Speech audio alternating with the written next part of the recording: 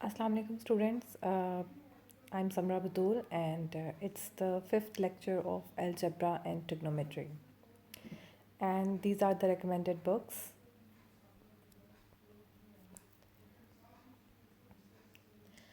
Okay, our today's lecture's topic is complex numbers. हम पहले भी यही डिस्कस कर रहे थे, लास्ट टू लेक्चर्स में भी कॉम्प्लेक्स नंबर्स ही डिस्कस हुए. आज के लेक्चर में भी कॉम्प्लेक्स नंबर से रिलेटेड कुछ प्रॉब्लम्स, इसकी एप्लीकेशन डिस्कस होंगी ताकि आपकी जो अंडरस्टैंडिंग है अबाउट कॉम्प्लेक्स नंबर्स वो थोड़ी इन्हेंस हो जाए. तो फर्स्ट क्वेश्चन है आज के लेक्चर का, express in the form of a plus b iota where a and b are real numbers. मैंने आपको लास्ट लेक्चर में बताया था कि जो कॉम्प्लेक्स नंबर है, जब भी आपने कोई कॉम्प्लेक्स नंबर का आंसर निकालना है तो आपने कोशिश करनी है कि, बल्कि कोशिश नहीं, आपने वाकई मेक श्योर कि आपका आंसर जो है वो a प्लस आयोटा b की फॉर्म में हो, यानी रियल पार्ट और इमेजिनरी पार्ट उसका क्लियरली अलग अलग आप मेंशन करें. a प्लस आयोटा b, अगर ये आपके क्वेश्चन में गिवन है तो वेल एंड गुड, अगर नहीं भी गिवन तो भी आपने आंसर जो है वो a प्लस आयोटा b ही की फॉर्म में शो करना है. तो ये क्वेश्चन है, दो कॉम्प्लेक्स नंबर्स हैं आपके पास और उनकी प्रोडक्ट आपने फाइंड करनी है और उसके बाद जो आपका आंसर है उसे a प्लस आयोटा b की फॉर्म में लिखना है. फर्स्ट ऑफ ऑल तो आप क्वेश्चन पे गौर करें, 5 माइनस अंडर रूट माइनस 9, यहाँ पर आयोटा इन्वॉल्व नहीं है, लेकिन अब कॉम्प्लेक्स नंबर इतने पढ़ने के बाद आपको पता है कि ये कॉम्प्लेक्स नंबर ही है क्योंकि square root of -1 is equal to iota and square root of minus r is equal to square root of r iota, यानी माइनस जो है वो बाहर आ जाएगा स्क्वायर रूट के साइन के अंदर से आयोटा की फॉर्म में. तो फर्स्ट ऑफ ऑल आप अपना जो क्वेश्चन है उसको सिंप्लीफाई करें कि उसमें आयोटा की फॉर्म में उसको लिखें. तो 5 minus under root minus 9 can be written as 5 minus under root 9 iota and -1 plus under root -4 can be written as -1 plus under root 4 iota. अब आपने इनकी प्रोडक्ट लेनी है. प्रोडक्ट लेने के लिए आपको जो मेथड ठीक लगे, अच्छा इसको थोड़ा सा और सिंप्लीफाई कर लें. Under root 9 can be written as 3, under root 9 3 के इक्वल होता है and under root 4 is equal to 2. ठीक है, आपने इसको लिख लिया 5 minus 3 iota and second number is -1 plus 2 iota. अब इनकी प्रोडक्ट लेनी है. प्रोडक्ट लेने के लिए आप अगर फार्मूला याद कर लेते हैं वेल एंड गुड, लेकिन अगर फार्मूला याद नहीं है तो भी कोई मसला नहीं है. जैसे ब्रैकेट्स ओपन करते हैं, यानी रियल नंबर्स में ब्रैकेट्स को मल्टीप्लाई करते हैं, सेम वही रूल फॉलो करते हुए आप कॉम्प्लेक्स नंबर को भी मल्टीप्लाई कर सकते हैं. यानी पहले 5 को हम -1 और 2 आयोटा से मल्टीप्लाई करेंगे, फिर हम 3 आयोटा को मल्टीप्लाई कर देंगे. बस साइंस का इसमें ध्यान रखना है कि माइनस और प्लस की प्रोडक्ट कैसे आ रही है और वो साइंस की आपकी मिस्टेक नहीं होनी चाहिए. तो 5 multiply by -1 is equal to -5. ठीक है, +5 था, उससे -1 से मल्टीप्लाई किया तो आपका आंसर आया -5. 5 को 2 आयोटा से मल्टीप्लाई किया तो आंसर आया +10 आयोटा. राइट, दोनों पॉजिटिव नंबर हैं इसलिए +10 आयोटा. -3 आयोटा को मल्टीप्लाई किया -1 से तो आंसर आया +3 आयोटा.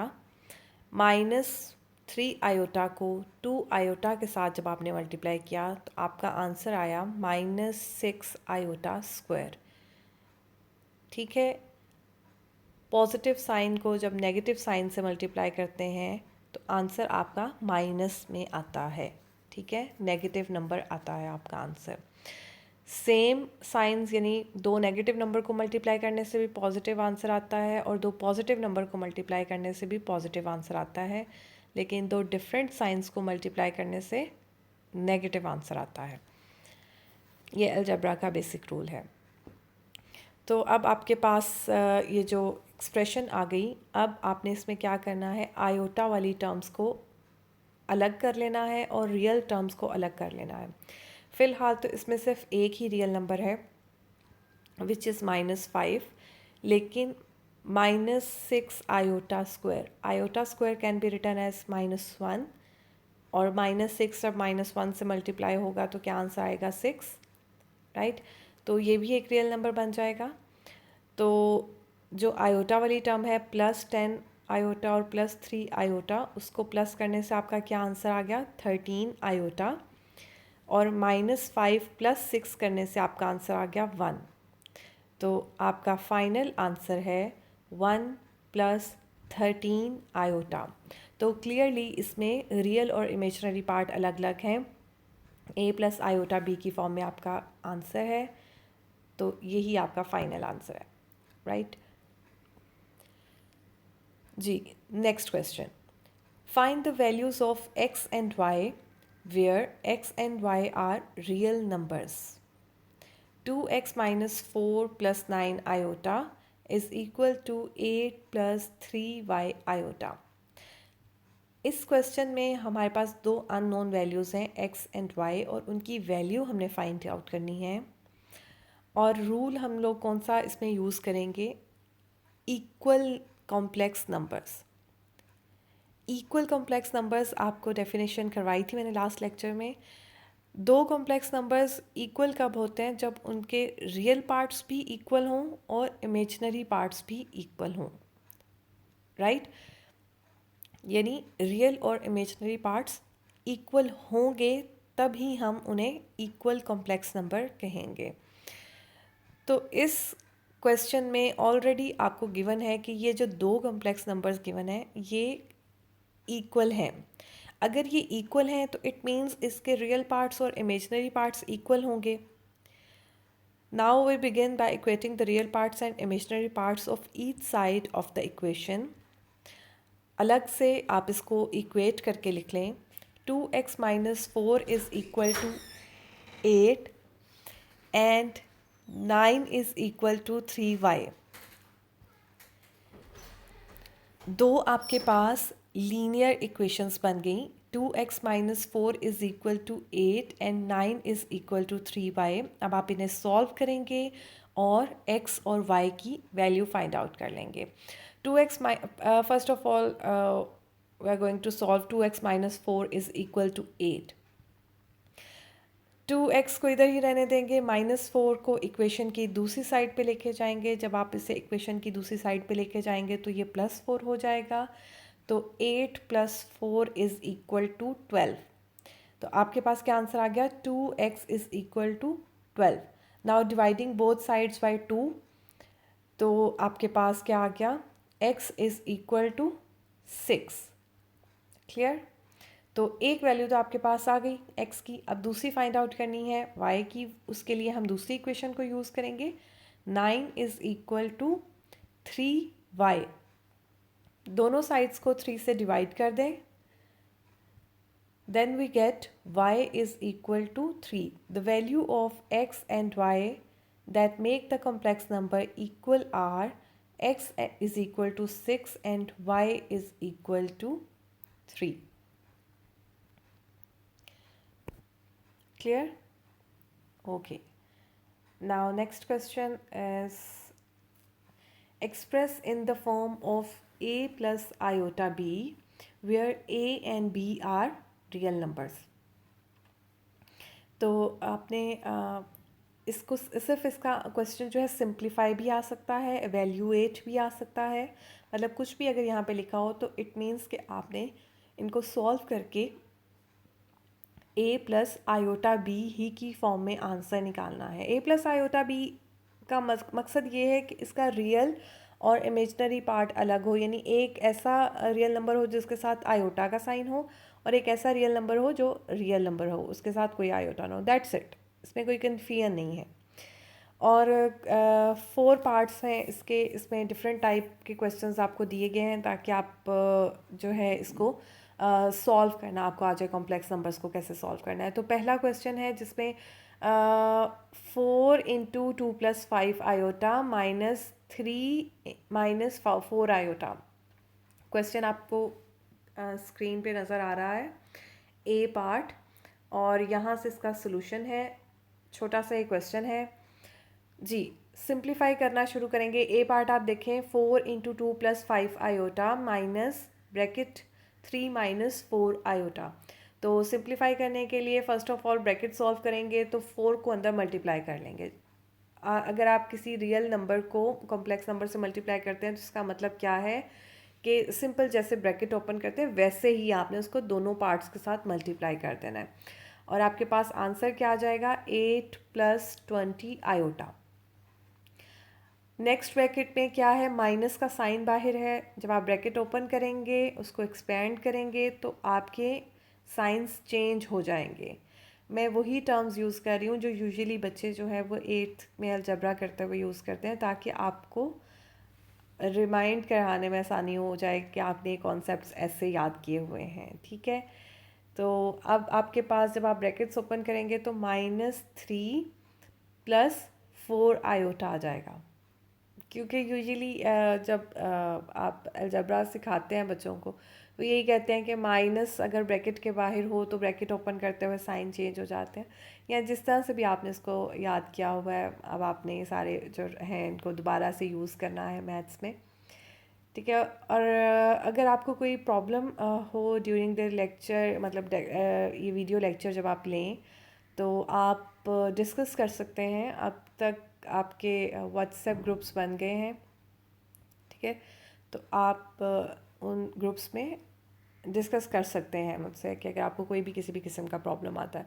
लेकिन उसे डिस्कस करने से पहले प्लीज़ अपनी पूरी कोशिश कीजिएगा, क्योंकि हम ये लेक्चर्स बनाते हुए हम भी पूरी कोशिश करते हैं कि आपको समझ आए। लेकिन क्योंकि ये चीज़ हमारे लिए भी नहीं है और आपके लिए भी नहीं है तो थोड़ा सा प्रॉब्लम तो ऑब्वियसली आ रहा है सबको। तो अब आपने ये आते हैं क्वेश्चन की तरफ हम लोग। तो ब्रैकेट्स ओपन की, नेक्स्ट स्टेप हमारा क्या है, रियल नंबर्स को अलग कर लेना है और आयोटा वाली टर्म्स को अलग कर लेना है। तो रियल नंबर्स में क्या है, 8 minus 3 which is equal to 5, और आयोटा वाली टर्म्स क्या है, +20 + 4। तो आंसर क्या आ जाएगा, +24। तो ये आपका कॉम्प्लेक्स नंबर आ गया 5 + 24 आयोटा। तो ये clearly a plus iota b की फॉर्म में है, तो ये आपका आंसर आ गया। बी पार्ट क्या है, 4 minus 3 iota into 2 plus iota. जैसे पहला क्वेश्चन किया था हम लोगों ने, उसमें सिर्फ एक चीज़ नहीं थी कि आयोटा को भी आपको ख़ुद बाहर निकालना पड़ा था। ये उससे सिंपल है, इसमें आयोटा गिवन है, जस्ट आपने ब्रैकेट्स ओपन करनी है, आपकी प्रैक्टिस के लिए है। ठीक है, आप इसको मल्टीप्लाई कर दें सिंपल जैसे ब्रैकेट्स ओपन करते हैं। उसके बाद नेक्स्ट स्टेप क्या है, आयोटा स्क्वायर को -1 में चेंज करें। तो उसके बाद आपने रियल नंबर्स को अलग ऐड कर लेना है, आयोटा वाली टर्म्स को अलग ऐड कर लेना है, और आपका आंसर आ गया 11 माइनस 2 आयोटा।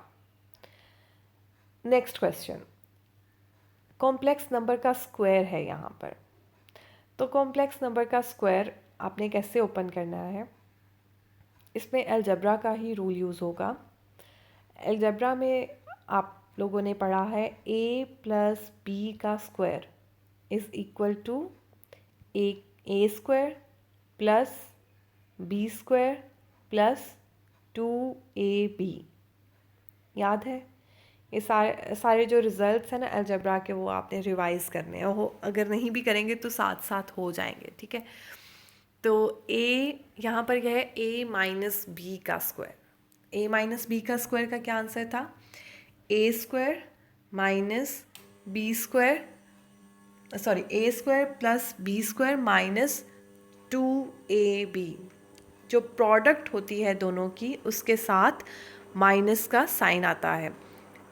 a का स्क्वायर भी पॉजिटिव है, b का स्क्वायर भी पॉजिटिव है, लेकिन जो दोनों की प्रोडक्ट है -2ab, उसके साथ माइनस का साइन आता है। राइट, तो पहले इस क्वेश्चन में आपने ब्रैकेट जो है स्क्वायर वाली 3 माइनस 2 आयोटा का स्क्वायर, उसको सॉल्व करना है। उसको सॉल्व करने के लिए फार्मूला मैंने आपको बता दिया है। तो आप क्या करेंगे, 3 का स्क्वायर 9, वेरी गुड। 2 आयोटा का स्क्वायर क्या होगा, 2 का स्क्वायर 4, आयोटा का स्क्वायर आयोटा का स्क्वायर। देखिए यहाँ पे +4 आयोटा स्क्वायर लिखा हुआ है, थर्ड टर्म, राइट। और दरमियान वाली टर्म आपकी आनी है -2 ए बी, यानी दोनों की प्रोडक्ट, और उसको फिर 2 से भी मल्टीप्लाई कर देना है। तो वो क्या आ जाएगा, 3 मल्टीप्लाई बाई 2 6, राइट, और 6 मल्टीप्लाई बाई 2 12 आयोटा। अगर वैसे तो ये फार्मूला याद ही होता है सबको और होना भी चाहिए, लेकिन इन दैट केस कि आपको थोड़ी कन्फ्यूजन आ रही है कि मुझे इसका आंसर नहीं सही से पता, तो कोई मसला नहीं है। सिंपली आपने क्या करना है, स्क्वायर का मतलब क्या है, 2 दफ़ा मल्टीप्लाई हो रहा है। रियल नंबर्स में जब हमने पावर्स की थी तो मैंने आपको बताया था पावर्स का क्या मतलब होता है। स्क्वायर का मतलब है एक नंबर 2 दफ़ा मल्टीप्लाई हो रहा है। तो यहाँ पर भी आपने 3 minus 2 iota multiply by 3 minus 2 iota लिखना है। जैसे ब्रैकेट्स ओपन करते थे वैसे ब्रैकेट्स ओपन करें और आपका सेम यही आंसर आएगा। तो इसको सॉल्व करके 3 माइनस 2 आयोटा का स्क्वायर, इसको सॉल्व करके आपके पास आंसर आया 5 माइनस 12 आयोटा। अभी एक चीज़ रहती है आयोटा जो हमारा ब्रैकेट के बाहर है। अब इसको मल्टीप्लाई कर देंगे अंदर 5 के साथ आयोटा माइनस 12 आयोटा स्क्वायर। क्यों आयोटा स्क्वायर, क्योंकि उसका एक आयोटा अपना था एक बाहर से आ गया, अब आयोटा स्क्वायर बन गया। आयोटा स्क्वायर किसके इक्वल होता है, -1 के। तो ये आपके -12 को +12 में चेंज करेगा और आपके पास जो अब न्यू कॉम्प्लेक्स नंबर है वो है 12 + 5 iota. A plus iota b की फॉर्म में आ गया। क्लियर जी। डी पार्ट है taking successive powers of iota we obtain. D part आपका क्वेश्चन क्या था, आयोटा रेज़ टू पावर 51। ये भी आयोटा की हायर पावर्स को डील करना मैंने आपको लास्ट लेक्चर में सिखाया था और आपसे कहा था कि ये आपने 4 पावर्स तक आयोटा की वैल्यू याद कर लेनी है, बहुत आसान भी है। Iota is equal to iota, iota का square is equal to -1, iota का cube is equal to minus iota. ठीक है, आयोटा का क्यूब किसके इक्वल होता है, माइनस आयोटा के। और आयोटा की पावर 4 किसके इक्वल होती है, 1 के।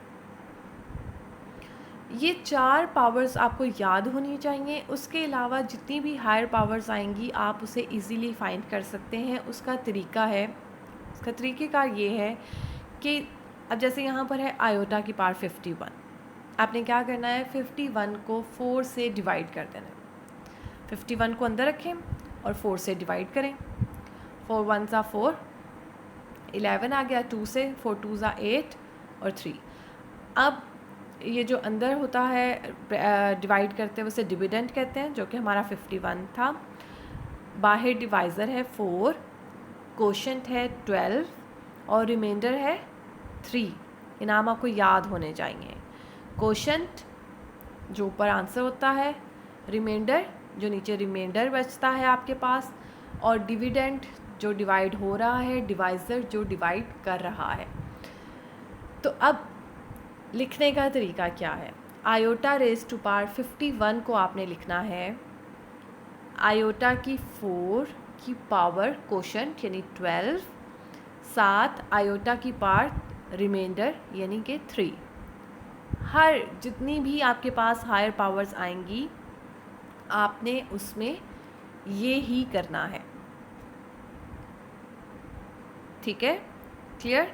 तो आपने आयोटा रेज़ टू पावर 51 को, ये देखें ये आपकी स्क्रीन पे आ गया।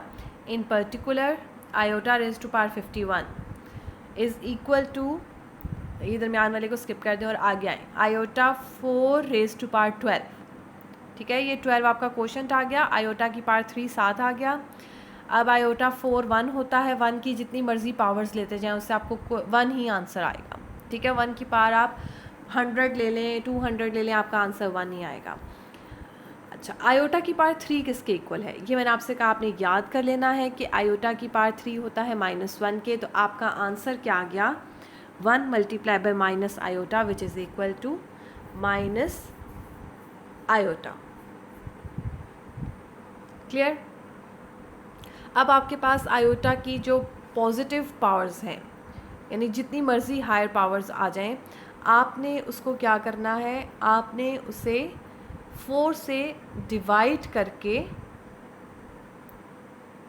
ठीक है, क्या करना है 4 से डिवाइड करके आपने उसका कोशेंट और रिमाइंडर इस तरह से लिख देना है, और जो आपका एक्चुअली जो आपका आंसर आएगा ना 4 से डिवाइड करने के बाद, जो रिमाइंडर आपका आएगा, क्या आ सकता है रिमाइंडर आ सकता है 0, रिमाइंडर आ सकता है 1, 2, 3, ये 4 ही आ सकते हैं।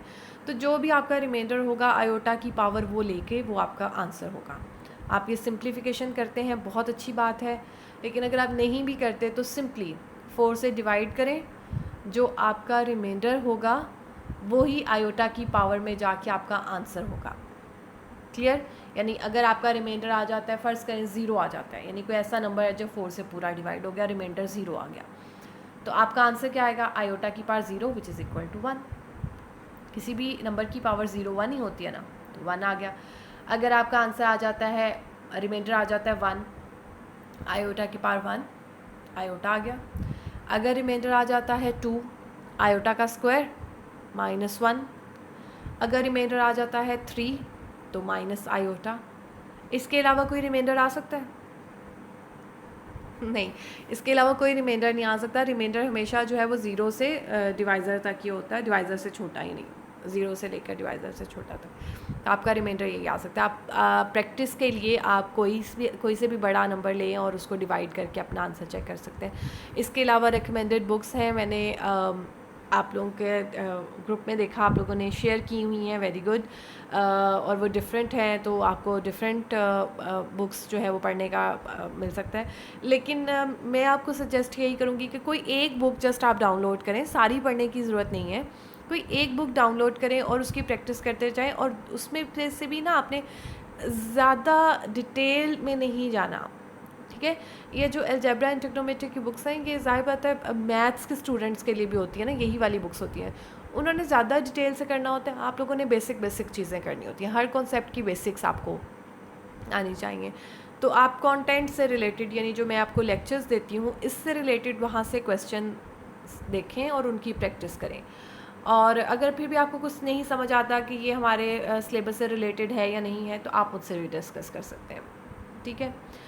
अच्छा, अब नेक्स्ट इसमें क्वेश्चन है, ये क्वेश्चन में ई पार्ट आप देखें, iota raise to power -13, iota raise to power -13, तो इसका आंसर क्या होगा?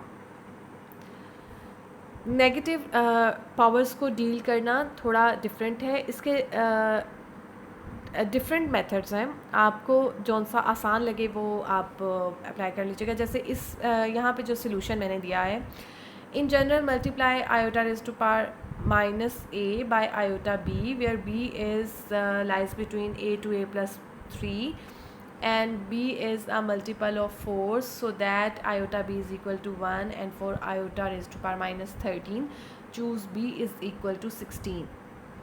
तो आयोटा रेज टू पावर -13 को आपने आयोटा रेज टू पावर 6 से मल्टीप्लाई कर दिया, और जो आपका आंसर आया वो आयोटा रेज टू पावर 3 आ गया, which is equal to minus iota. ठीक, एक तरीका तो ये है कि मेथड जो इसमें ये है वो ये यूज़ किया है कि जैसे -13 है ना, तो आपने 13 से बड़ा एक ऐसा नंबर चूज़ करना है जो 4 का मल्टीपल हो, ठीक है?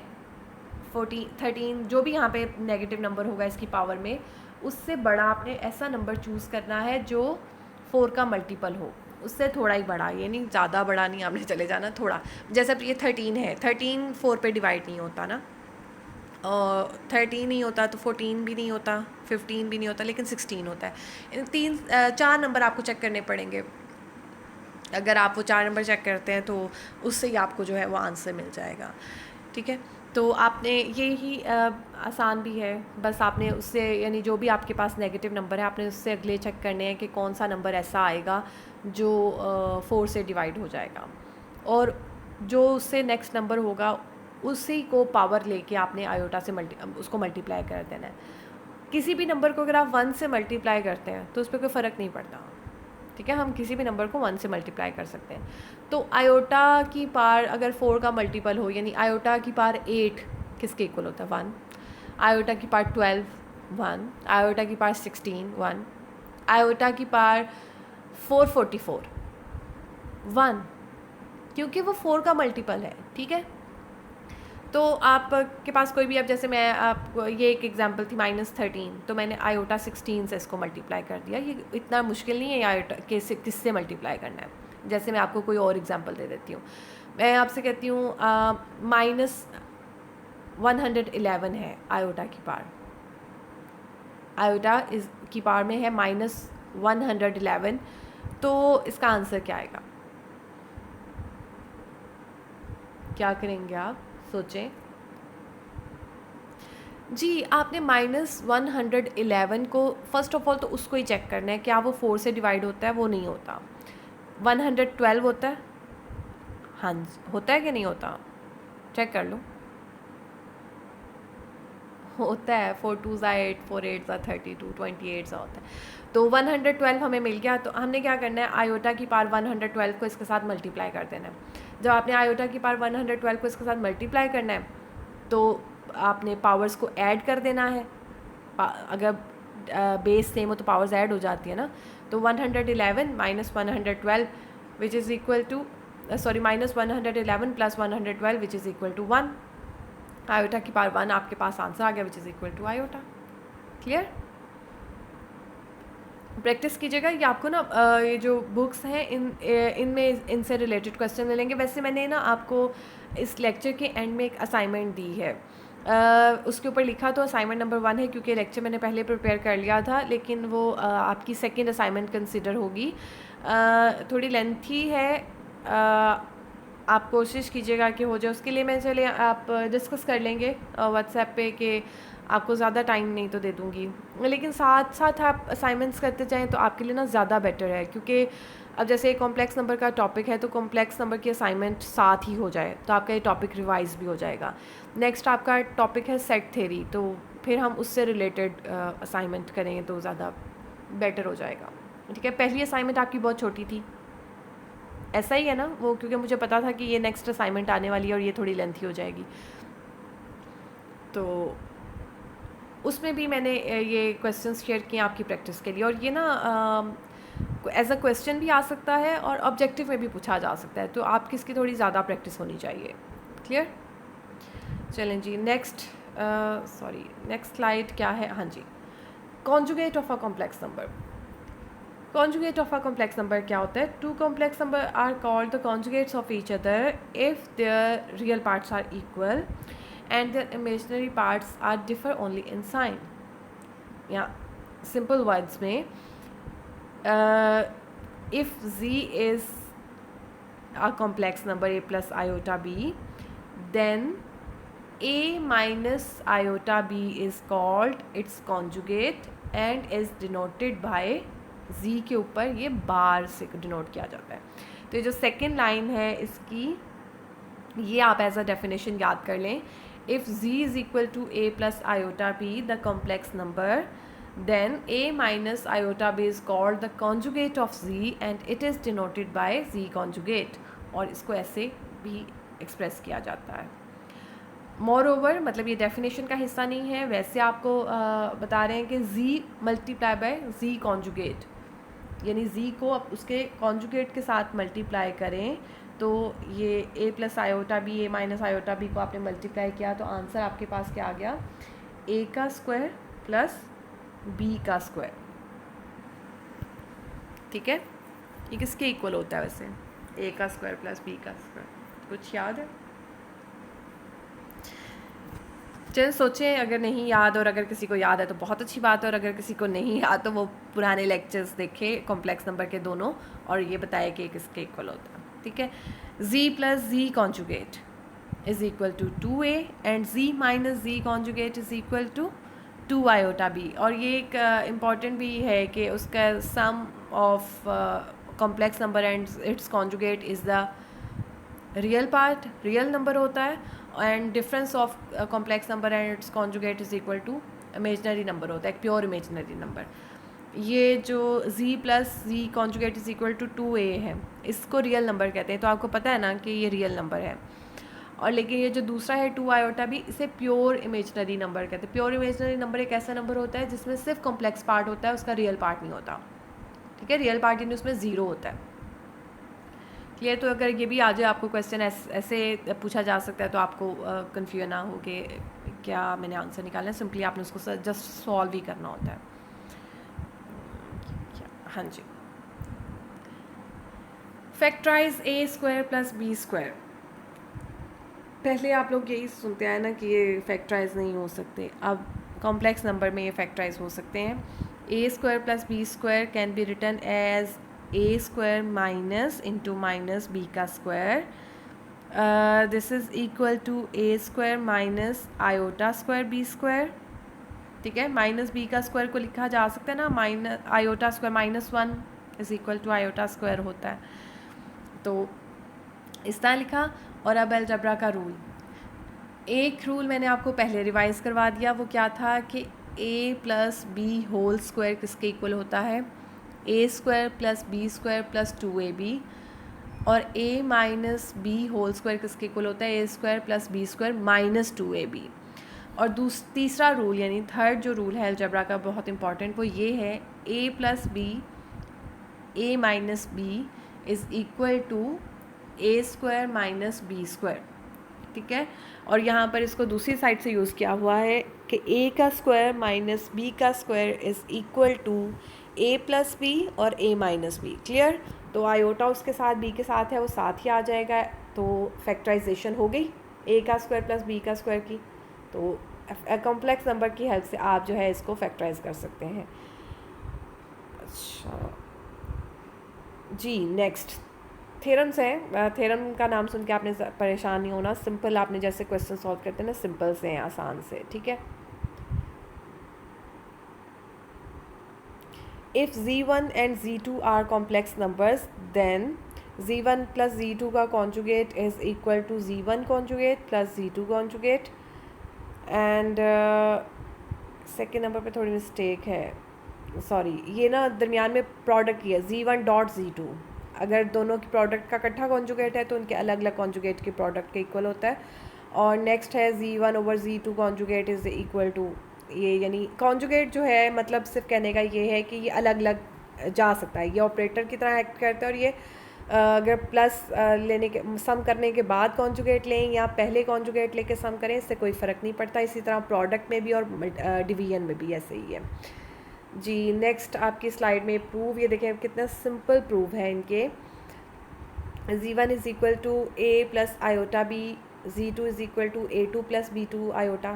मसलन दो आपने कॉम्प्लेक्स नंबर लेने हैं, एक को a1 b1 ले लें, दूसरे को a2 b2 ले लें, उनको ऐड करके कॉन्जुगेट ले लिया। ठीक है, उन दोनों को ऐड किया, ऐड करने का मेथड आपको पता है, रियल पार्ट्स को ऐड करना है, इमेजनरी पार्ट्स को ऐड करना है। ठीक है, और उसके बाद आपने उसका कॉन्जुगेट ले लिया। कॉन्जुगेट का मतलब क्या है, सिर्फ इमेजनरी पार्ट की साइन चेंज करना, उसके बाद एक्सपेंड करके ये आपने शो कर दिया कि z1 प्लस z2 का conjugate is equal to z1 conjugate z2 conjugate. अच्छा, इसको इस तरह भी कर सकते हैं, अगर आप ये आपको मुश्किल लग रहा है, आप दोनों को अलग अलग सॉल्व करके कह दें कि दोनों का आंसर सेम आ रहा है, तो इसका मतलब हमारा आंसर से ये थ्योरम प्रूव हो गया। सेम इन्हीं लाइंस पे आपने प्रोडक्ट का भी कर लेना है। सिर्फ फ़र्क क्या है इसमें, बजाय नंबर्स लेने के ना a1 b1 है और a2 b2 है, बाकी और कोई डिफ़िकल्टी नहीं है, इजीली आप इसको सॉल्व करके प्रूव कर सकते हैं। ठीक है, और थर्ड पार्ट में कोशंट है। ठीक है, z1 ओवर z2, पहले उसका कोशंट ले लिया। कोशंट लेने का तरीका बार बार आपको क्वेश्चंस मैंने इससे रिलेटेड करवाए थे। क्या करते हैं, रैशनलाइज करते हैं, सिंप्लीफाई करते हैं और फिर उसके डिनोमिनेटर को अलग अलग यानी करके लिख लेते हैं। ठीक है, आप उसके बाद कॉन्जुगेट लें या कॉन्जुगेट्स का आप जो है, ठीक है, इस स्लाइड में मैंने इसको अलग अलग करके लिख लिया, लेकिन आपको अगर ये तरीका मुश्किल लग रहा है तो आप दोनों साइड्स को अलग अलग सॉल्व करें और फिर आंसर्स को इक्वेट करके कह दें कि इक्वल हैं आंसर्स, इसका मतलब ये दोनों इक्वल हैं। ठीक है जी, वो जो क्वेश्चन मैंने आपसे भी पीछे पूछा था ना कि ए स्क्वायर प्लस बी स्क्वायर किसके इक्वल होता है, जी मॉडुलस का स्क्वायर होता है। याद आया कुछ मॉडुलस? हाँ जी, मॉडुलस पढ़ाया था, किसी कॉम्प्लेक्स नंबर का मॉडुलस किसके इक्वल होता है, स्क्वायर रूट ऑफ इसके रियल पार्ट का स्क्वायर प्लस उसके इमेजिनरी पार्ट का स्क्वायर। तो ये मॉडुलस से रिलेटेड कुछ थेरम्स हैं। ये भी थेरम्स से परेशान होने की ज़रूरत नहीं है, सिंपली इनका प्रूफ बहुत सिंपल सा है। तो आपने ये थेरम्स देखें। फर्स्ट में क्या है, प्रोडक्ट का आप मॉडुलस लें या मॉडुलस की प्रोडक्ट लें, आंसर सेम आएगा। और दूसरा भी सिंपल है कि आप क्वोशंट पहले ले लें, उसका मॉडुलस लें, या बाद में मॉडुलस का क्वोशंट ले लें, आप उसका आंसर आपका सेम आएगा।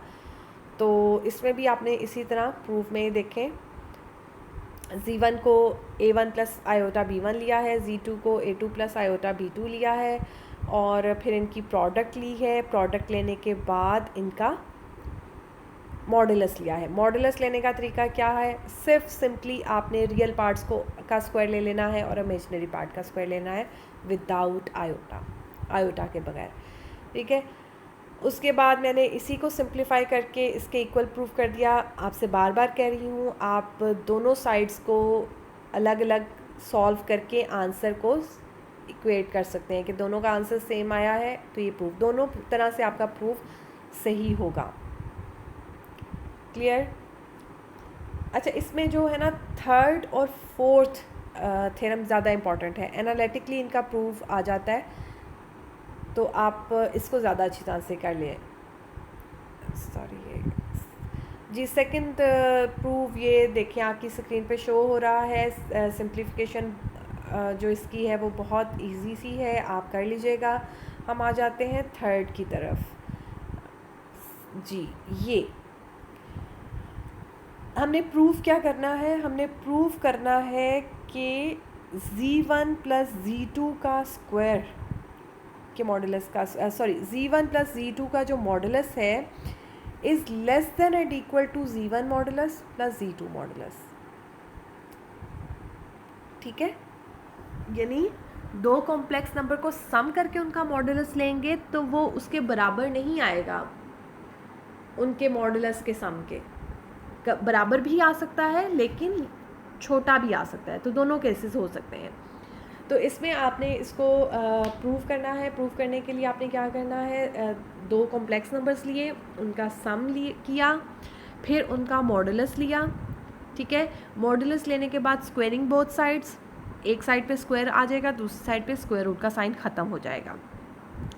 अच्छा, अब नेक्स्ट आप ये देखें, ये क्या किसकी एक्सपेंशंस बनी है, ये Z1 मॉडुलस का स्क्वायर, Z2 मॉडुलस का स्क्वायर, और अंदर जो उसका प्रोडक्ट थी वो एज इट इज़ आपने लिख दी।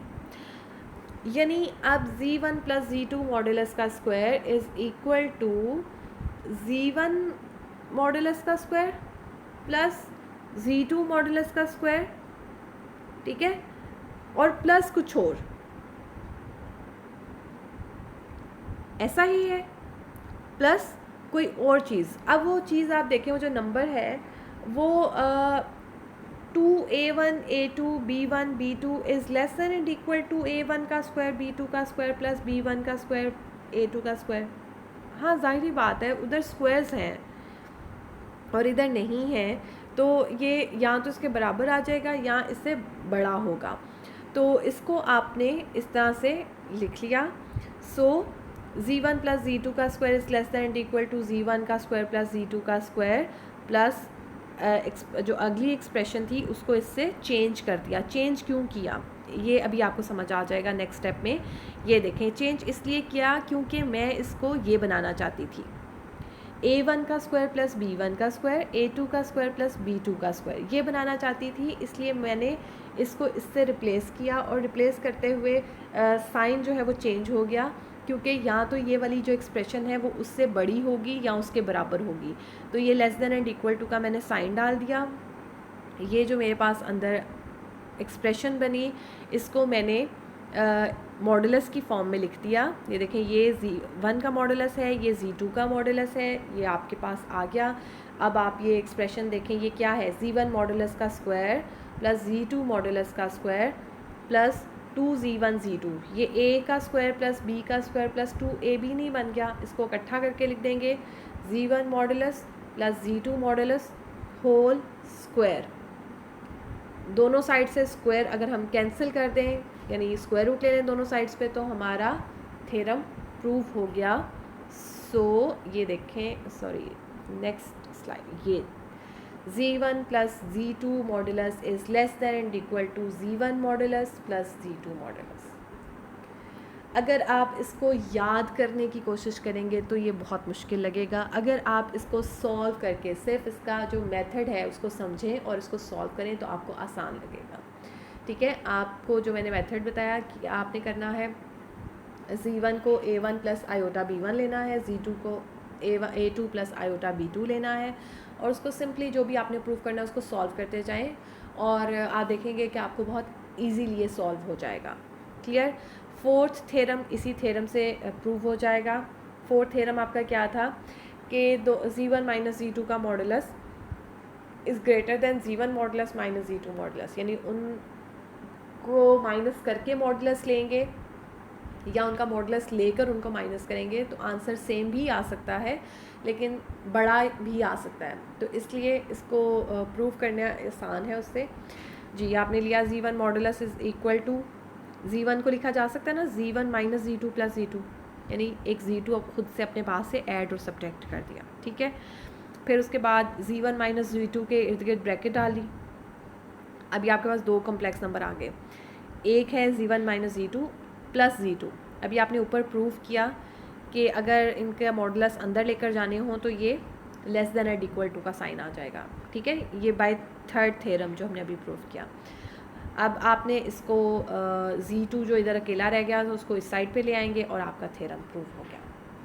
ठीक है, तो ये आपके थे थ्योरम्स। आप इसको सॉल्व करेंगे तो आपको ज़्यादा आसानी रहेगी बजाय इसके कि आप इसको याद करें। ठीक हो गया। लेक्चर कुछ ज़्यादा ही लंबा हो गया, आपका 35 मिनट का होना चाहिए था तो 41 मिनट्स का हो गया। ये कुछ ऑब्जेक्टिव टाइप है।